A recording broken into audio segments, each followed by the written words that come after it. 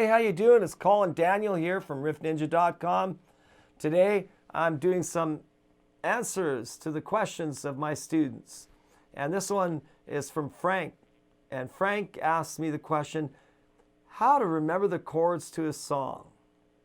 Wow.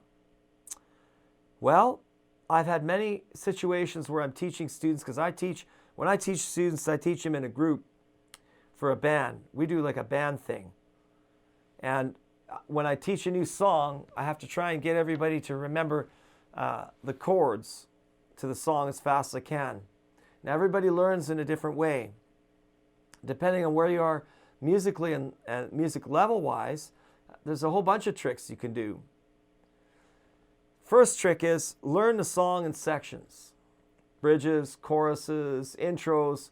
Take the song in chunks. That's the very first thing I do when I'm teaching.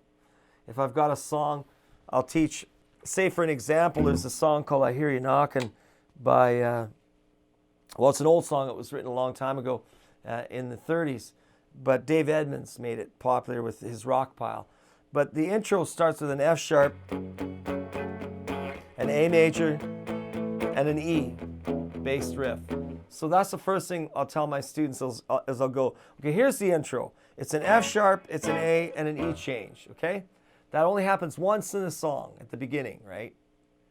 Then the next thing I'll do is I'll go through the verse, and I'll relate it in bars. This is a 12 bar, so I would relate it and say to them, this is a 12 bar progression. It's not the usual 12 bar. It's not as predictable to what you're used to, but it is 12 bar.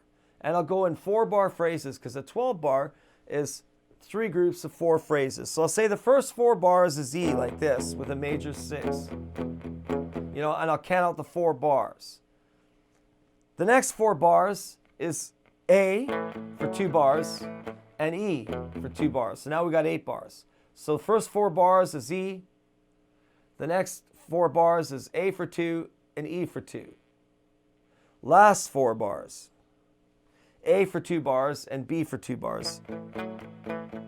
Now, some people relate to numbers better, so then I use the number system, because that's what I use. I can easily remember the numbers faster than I can remember the actual chord names. Although I know all the chord names, when I'm thinking, I'm not thinking this is E major, this is G plus 6 or whatever. I'm thinking this is, for the first 4 bars, the E is 1. For the next 2 bars, it's the 4 change, which if I'm in the key of A is A, right? Then back to the 1 change, which is E. So that takes care of 8 bars, right? So to take it in sections and using the number system works really good. If they still don't get it, then I do a little rough chord chart, where I'll do the 12 bars. And I'll take it in sections, right? I'll write out the intro. It's a 4 bar intro. It uses F sharp, A, E, and the changes F sharp, A, and then E. And I'll just write out the changes. I won't write out the strum or anything. I'll just write out the order of the changes in the bars, okay? And I'll mark that intro. And sometimes it helps to remember the chords by writing it out. It certainly does with me when I'm learning a song. If I have to transcribe something for my students, I'll learn one section at a time and I'll write out the chords, and it really gets ingrained into my head a lot easier. Also, teaching the song to somebody else just after you've learned it will help you remember it. Repeating it.